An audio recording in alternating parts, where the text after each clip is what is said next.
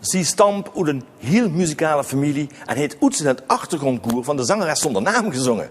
Helaas is ze 10 jaar geleden overleden, maar haar liedjes blijven voorbestaan. Weet je over wie ik het heb? Ik zeg alleen, kent je deze nog?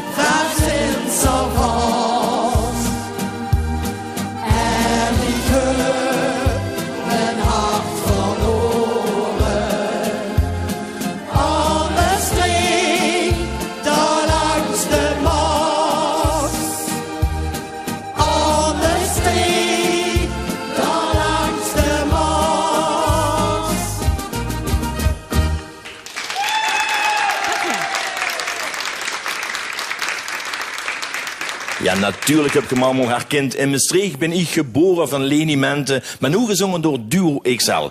En dat is ook de bedoeling van dit programma. Liedjes uit vervlogen tijden, gezongen door artiesten van nu. En die artiesten van toen, ja, die wil vergeren interviewen. Bij Leni gaat dat helaas niet meer.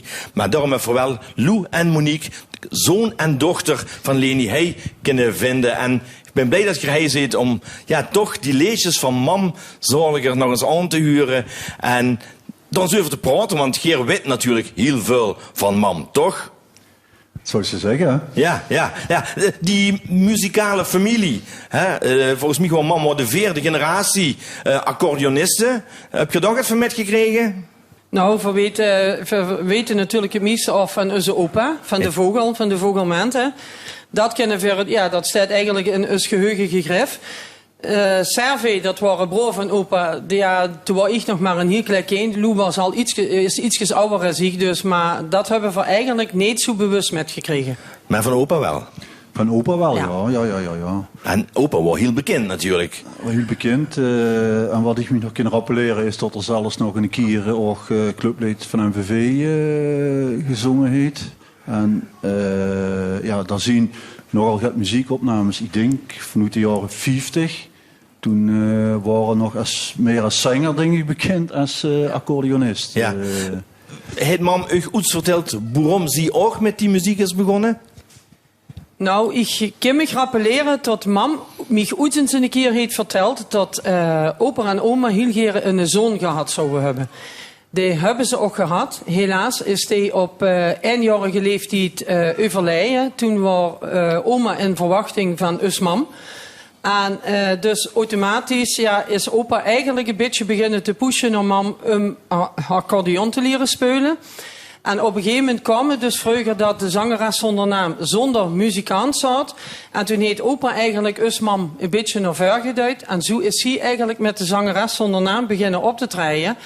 Ja, en van het ene is het andere gekomen. En Leni Mente is geworden wat Leni Mente is geweest. Ja, dan is dat 4 generaties en dan komen 2 kinderen. En wat doen die met de muziek?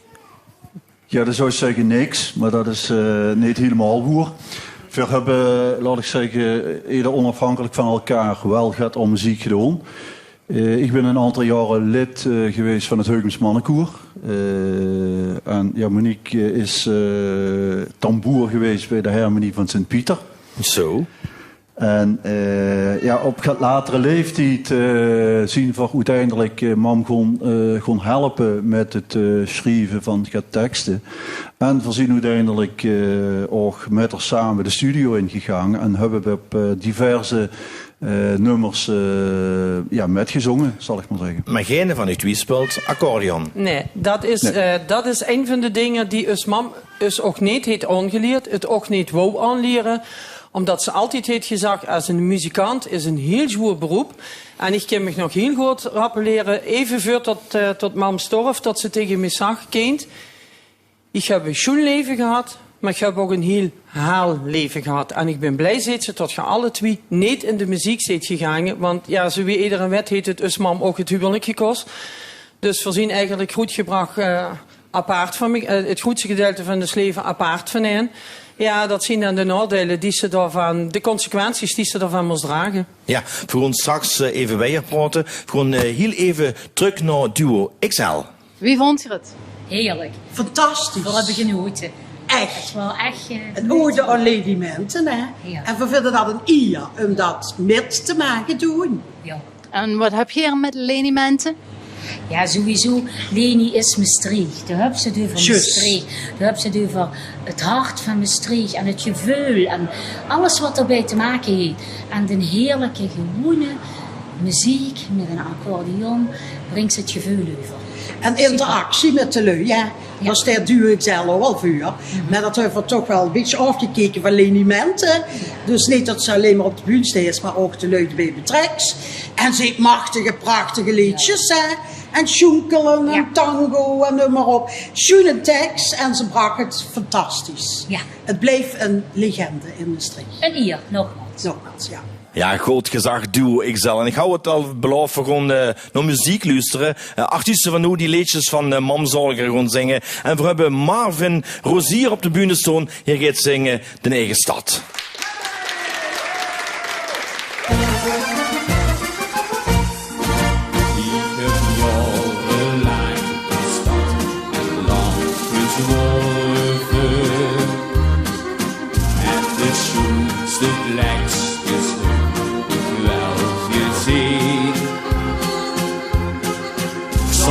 Frankrijk op de wieg, maakte de reis langs de Rijn.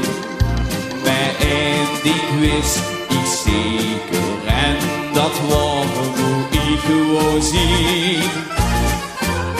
De eigen stad is altijd nog het schoonste. De kindste leuk, de straten, want daar woonste.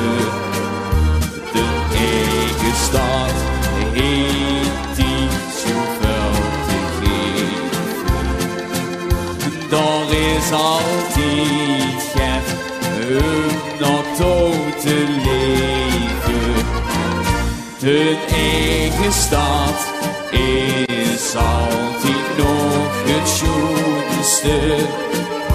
De kindste buurt, de straten wandelmoesten. De eigen stad heet zich toch goed verkoren. Daar stond de weg goed stieg en wist geboren. Op de ganse wereld is geen schoen plutske. Als de straat goed stieg al jarenlang in de hoed. En is soms gaat aan de hand, schreeuwen weer hulp en moord en brand. Maar één ding weet ik zeker, en dat ziet toch mijn verstand. De eigen stad is altijd nog het schoonste. De kindste buurt, de plekjes wandelmoesten. De eigen stad heeft iets zoveel te geven. Daar is altijd het naartoe te leven. De eigen stad is altijd nog het schoonste. De kindste leed, de straten wandelmoesten. De eigen stad heet ik toch goed verkoren. Daar stond de weg goed stieg en wist geboren. Oh.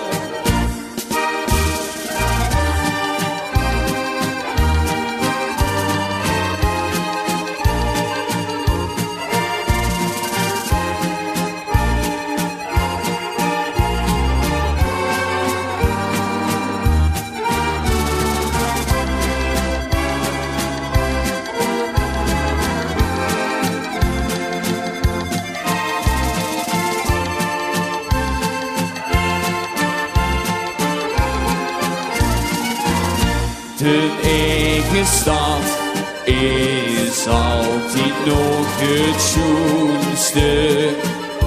De kindste buurt, de plekjes wandelmoesten.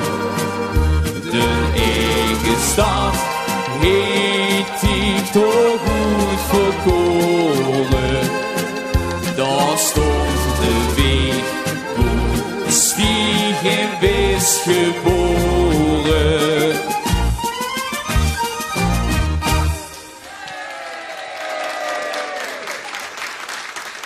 Wie vond het?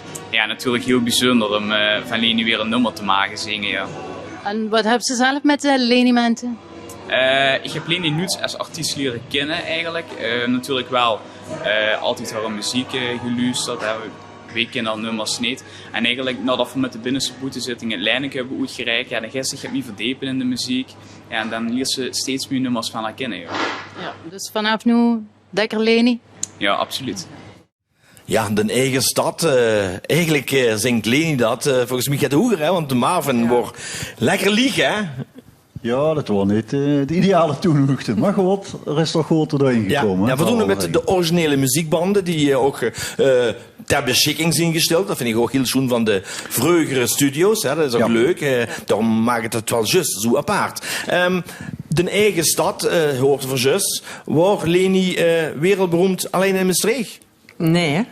Ja, bescheidenheid siert de mens, zeggen ze wel eens. Dus wat dat betreft, laat vergeren aan anderen over om daar echt wat over te zeggen. Maar ik denk dat ze zowel in het zuiden van de provincie, maar ook in het noorden van de provincie een graag geziene artiesten was.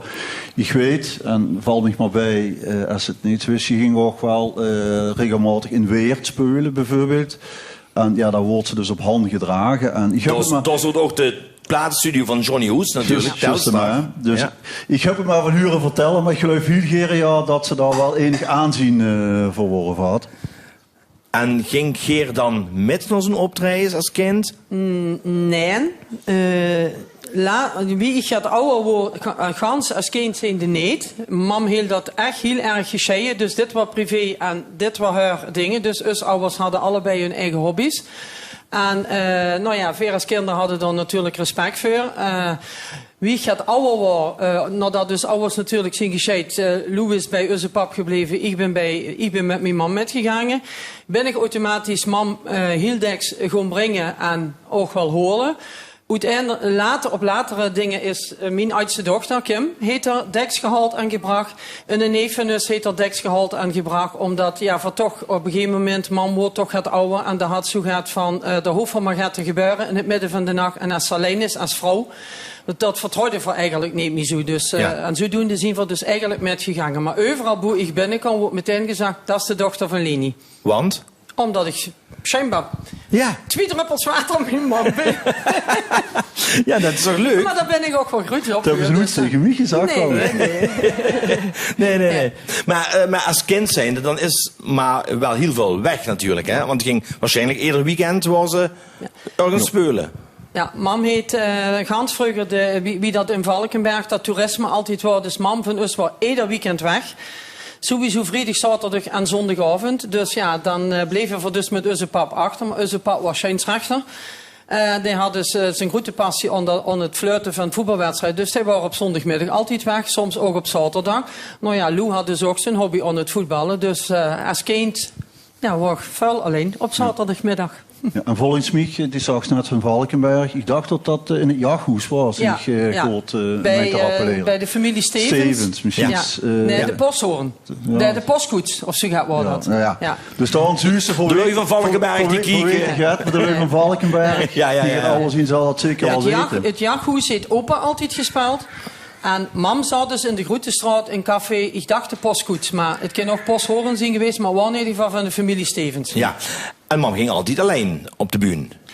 Nee, dat is niet helemaal waar. In het begin van, laat ik zeggen, haar carrière heeft ze toch wel duo gevormd met verschillende drummers. Een van de drummers was zelfs een neef van haar, Harry. Goed, en volgens mij was het destijds ook gebruikelijk dat iedereen wel een bijnaam had. Dus het was het Keeske. Ja, ik weet het misschien. Zien er dadelijk lui die dit wel herkennen. Maar het was in ieder geval, ze speelden niet met Harry, maar ze speelden met het Keeske. En wat was de bijnaam van mam, of van oma dan? Van mam dan? De Lang. De Lang. De Lang. Ja. Okay. Bij mam toes hadden ze allemaal een bijnaam, maar mam was het oudste en het grootste, dus mam was toes De Lang. Ja. En Geer hebt ook bijnamen gekregen uiteindelijk? Nee, dat waren dus niet besteed. Nee. We hebben niet zo'n imposante carrière gehad. Nee. Zeg, en hij in Maastricht had Leni ook wel een bepaalde vaste cafés waar ze altijd gingen tokken, hè? Nou, Monique was dus aan het vertellen over vroeger. Wat ik me nog kan herinneren van helemaal vroeger, dat was op de Grote Gracht. De Drie Koningen, dat was toen nog tijd een begrip. Is ook heel lang een begrip gebleven. En ik kan me nog herinneren dat ik daar als manneke eens naar binnen ging, ik weet niet meer voor wat. En tot ik wel schrok, eigenlijk van de diepte van die café. En dan die buurt, ja, er was een biljart, dat wist ik toen niet, maar goed. Hoe man dan achterdoor op zat. Ja, en dan moest ik dat inderdaad voorstellen. Tot ze dan voor de eerste keer niets vermoedend naar binnen is. Ja, tot ze denkt, wat gebeurt hij toch allemaal? Hè? Maar dat waren dus de Drie Koningen, dat weet ik. Als ik roep bij Kien.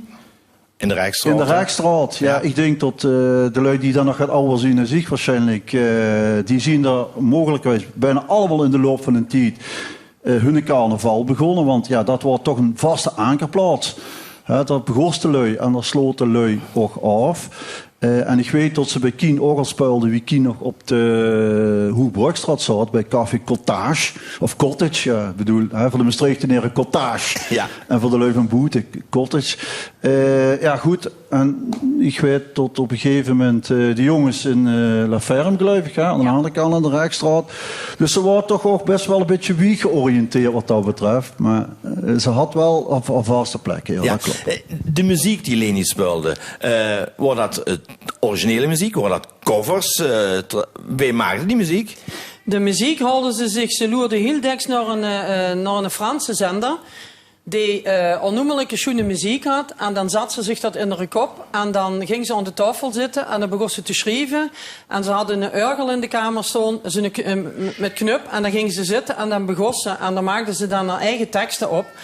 En zo is het eigenlijk iedere keer begonnen. En dan belde ze en dan zag ze, god, ik heb er een idee. En dan begon ze dus te spelen en te zingen door de telefoon. En dan stond ze natuurlijk bijna een half uur met de telefoon aan de oor. En dan kon ze dus zeggen wat ze ervan vond. En ja... Wel met die dansen, wie heeft dat gemaakt? Ja, de tekst heeft ze zelf geschreven. Maar Ja. ik durf niet te zeggen hoe de originele muziek vandaan komt. In het tango, hè? Ja. Ja. Nou, laat ik zo zeggen, we hebben ons wel dikwijls afgevraagd. Ze heeft relatief weinig muziek op geluidsdragers gezet. Ze wou dat niet, ze vond dat maar lastig. En op een gegeven moment is ze er toch wel met begonnen. En volgens mij was dat ook omdat ze besefte van, ja, ik kan niet altijd blijven doorgaan. Dat helpt ook een keer op. Dus ik wil ook het achterlaten voor de kinderen, de kleinkinderen. En uiteindelijk is dat ook gelukt.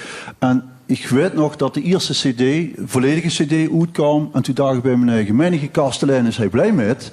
Want het is een gevarieerd repertoire. Het is niet alleen maar wals, het is ook tango, het is rumba en foxtrot. Dus met andere woorden, bij ieder feestje, bij ieder stemming of bij ieder gelegenheid zou ze dus muziek van haar kunnen laten huren. Dus ze had wel een breed oeuvre. Ja, en we zijn natuurlijk blij dat die nummers zijn opgenomen. Want dan kunnen we ze in dit programma gebruiken. En Ik wil met die dansen wordt nu op de bühne gebracht door Peggy Lassau.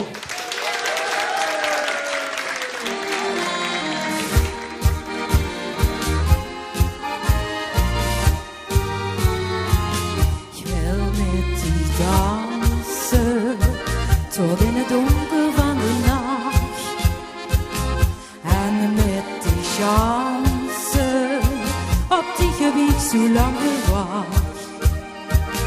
Mijn hart sloeg over en ik wou die geer verdrinken.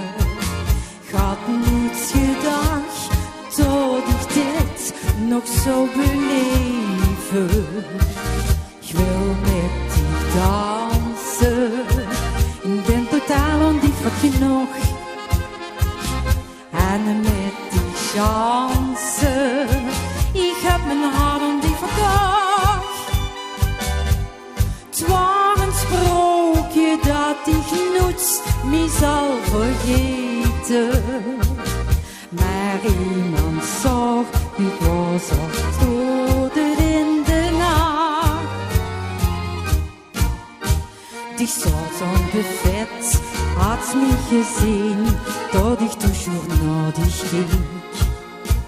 Ik kroogte die kans, vroeg mich de hand, en ik kon in bed dans. Ik wil met die dansen, tot in het diepte van de nacht.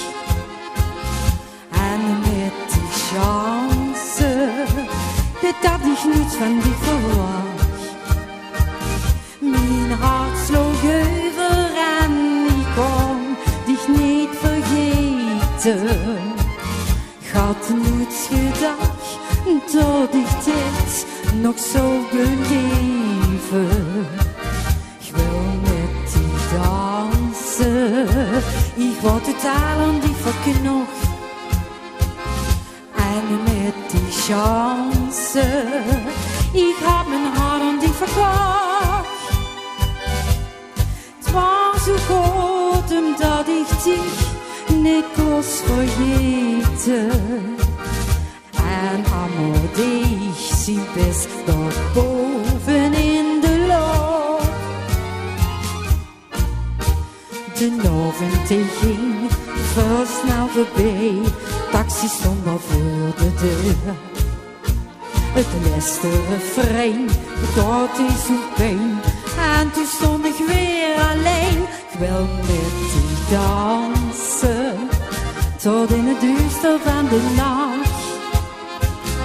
En met die chance, zolang heb ik op die gewacht.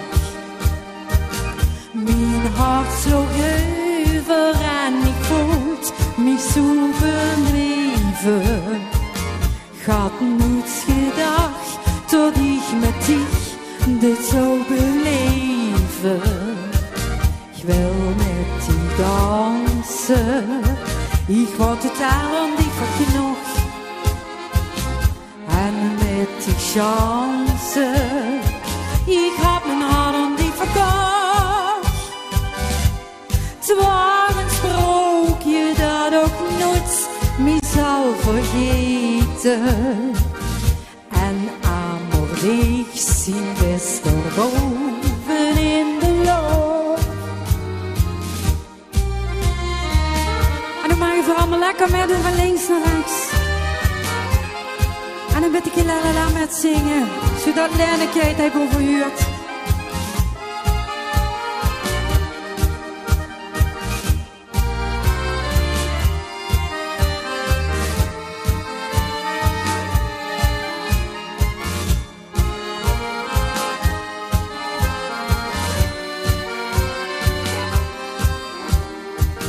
Ik wil met die dansen. Ik heb mijn adem niet verknocht. En met die chance. Ik heb mijn adem niet verkocht. Het was een sprookje dat ook nooit me zal vergeten. En aanmoedig zien best erboven in de loop. Merci. Peggy, wie vond het? Ja, ik vond het super. Ik vond het echt een eer met te mogen doen. En ja, voor Leni Maante, ik vind dat moet een leven gehouden blijven. Dat moet echt erin blijven, die muziek. En wat heb je zelf met Leni? Nou, ik heb best wel veel, niet persoonlijk met Leni, maar ja, mijn ouders, ik ben een nakomeling, dus mijn ouders die zien nogal van de oude stempel, zeg maar. En ja, we gingen ook altijd luisteren naar Leni en de liedjes stonden er ook altijd toe op.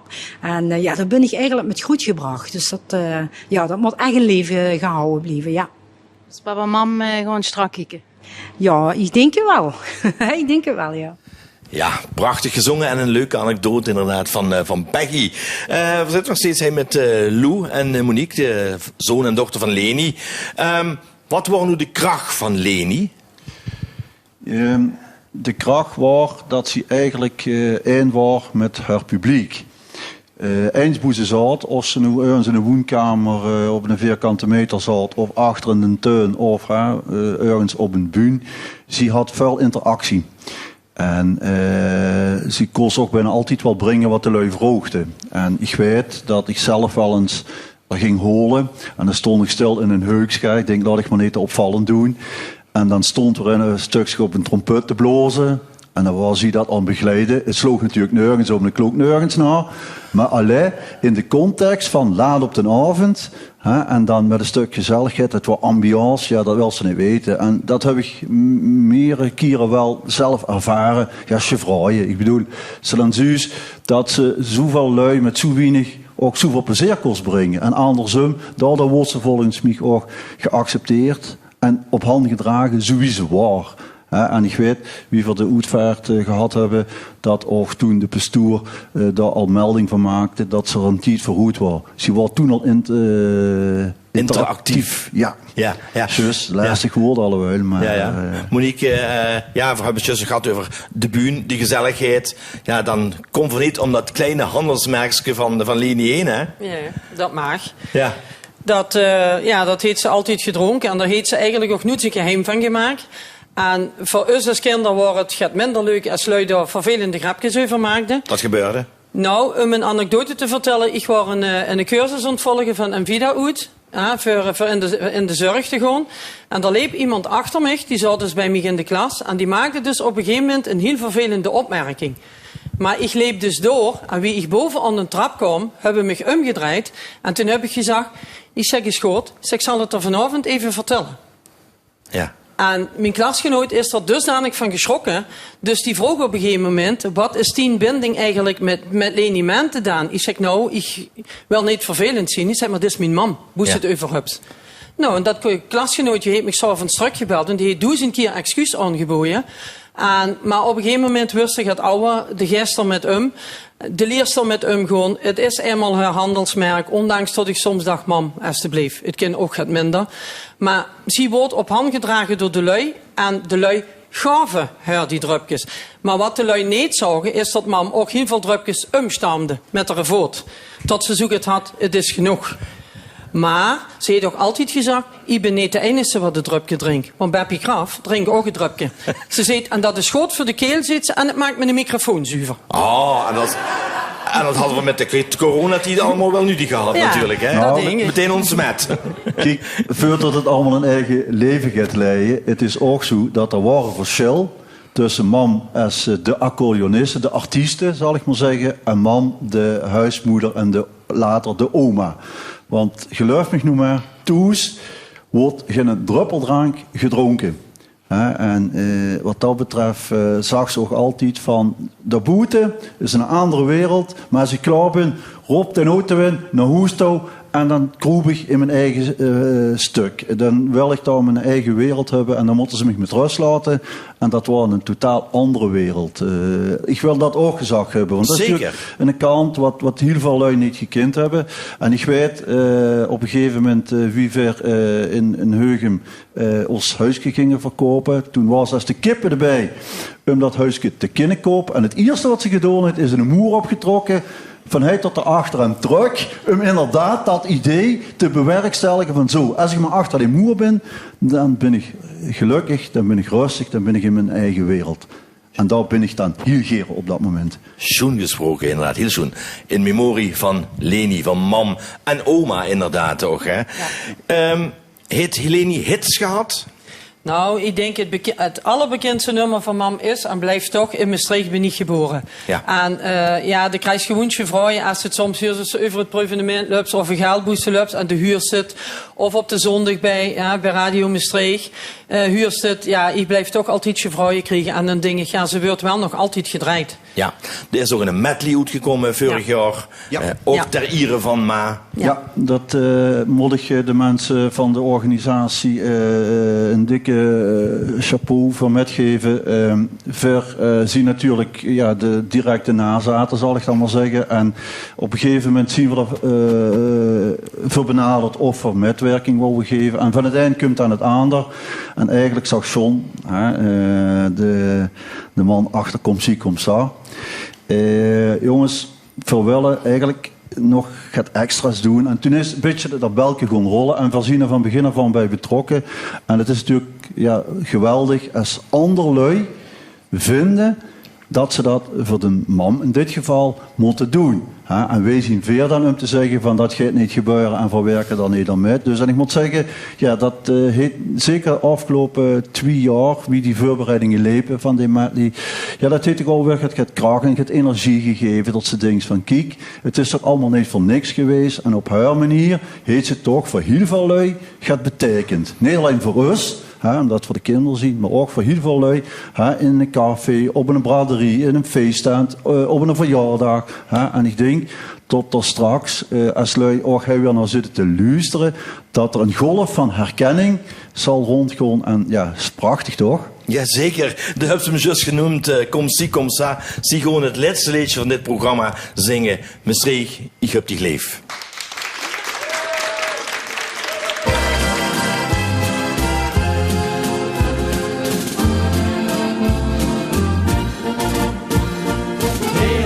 Staat om te leven, daar moet geen grenzen bestaan. Het is deze rust had geschreven, daar moet een eeuwige schoon. Diep is een stad vol van glorie.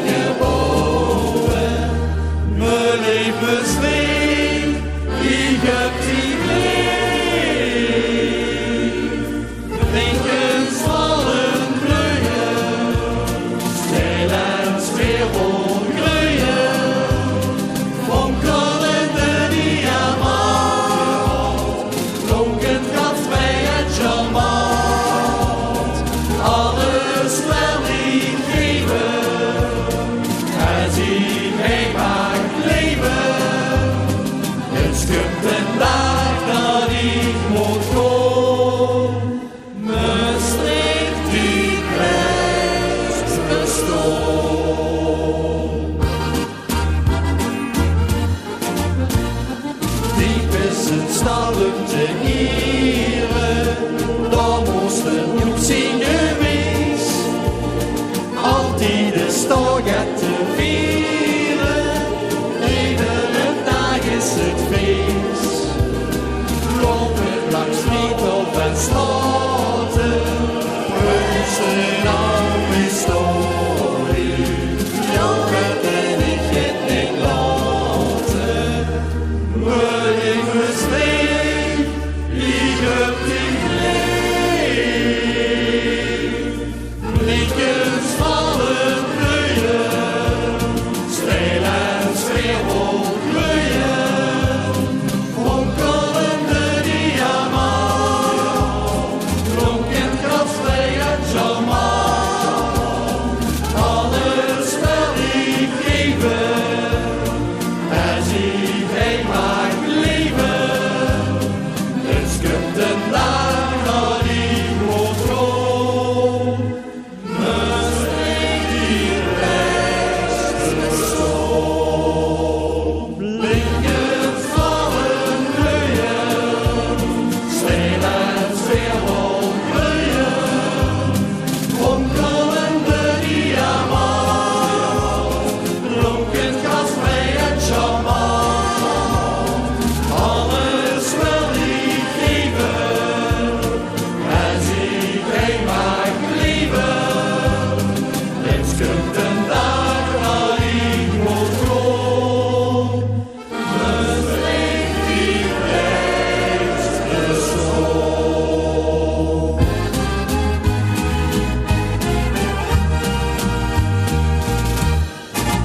Dank u.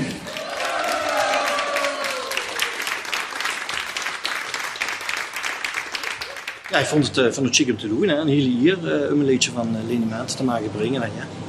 En wat heb je hier met Leni Menten zelf? Nou ja, ik heb ze eigenlijk sinds 4 jaar gehad met Leni Menten. Tot ver inderdaad bij de brandweerbinnensboetezitting, de carnaval zaterdag, hebben we van Leni eigenlijk zien we door een maas gaan brengen aan haar. En ja, sinds toen is er eigenlijk gegroeid. We hebben een beeldje van haar gemaakt, wat we uitgeven. En verleden jaar de Leni Menten medley door een aantal gerenommeerde artiesten in Maastricht toch gebracht. En ik moet zeggen, dat is heel goed ontvangen. Dus je hebt voor vandaag niet over repeteren? Nou, jawel, want we hebben de medley is maar een stukje en het wordt toch een ander toenhuchte. Dus we hebben wel moeten repeteren. Ja. Ja, de initiatiefnummers van die medley inderdaad van Leni. Op dat nummer hoor je trouwens volgens mij op de achtergrond een gans koor, hè? Ja, dat klopt. Op de originele versie heet destijds de Zang van Wiek, de Wieker Eendracht met gezongen. En wat het meest frappant is, dat destijds bij de opnames, die hebben ieder van elkaar dus apart ingezongen. Dus de Wieker Eendracht heeft mam niet gezien, bij wijze van spreken, en mam heeft de Wieker Eendracht niet gezien. Ja. Maar uiteindelijk het resultaat mag er zien. En die heb ze geschreven, hè? Toevallig heb ik dat geschreven, ja. Maar dus wat volgens mij straks ook al gezegd is, we hebben eigenlijk samen, zowel Monique en zich, regelmatig wel teksten aangeleverd. Die hebben niet allemaal de cd's gehaald, hoor. Dus denk niet dat we nu topschrijvers zien, absoluut niet. Maar ja, we hebben op die manier geprobeerd zeker de laatste jaren man wel te ondersteunen en te helpen. En volgens mij heeft ze toch altijd wel op haar manier dankbaar gebruik van gemaakt. En ze is er ook wel erkentelijk voor geweest. Monique, schrijf je nu nog liedjes? Nee, eerlijk gezegd niet meer. Nee? Nee. Omdat het voor mam wordt en... Ja, omdat het voor mam was. En sinds tot mam eigenlijk gestorven is voor mij ook een stukje gestorven. Want ik trok heel veel met mam op. Ik deed ook heel veel. En dat miste. Dat miste gewoon in de leven. Ze heeft mijn kinderen altijd opgevangen vroeger wie ik werken wou. En dus met haar is ook een klein stukje van mij weggegangen. Ja. Maar daarom was het wel schoon dat we toch dit programma hebben kunnen maken. Samen Zeker. met u. Ja. Samen met de artiesten dit hebben gedaan. Ja, en daarom zijn we dan wel aan het einde gekomen van deze aflevering van Kind hier deze nog. Helaas, ik dank u natuurlijk. Ik dank alle artiesten. Het publiek natuurlijk. Ik zou zeggen, bedankt voor het kijken en voorzien eens.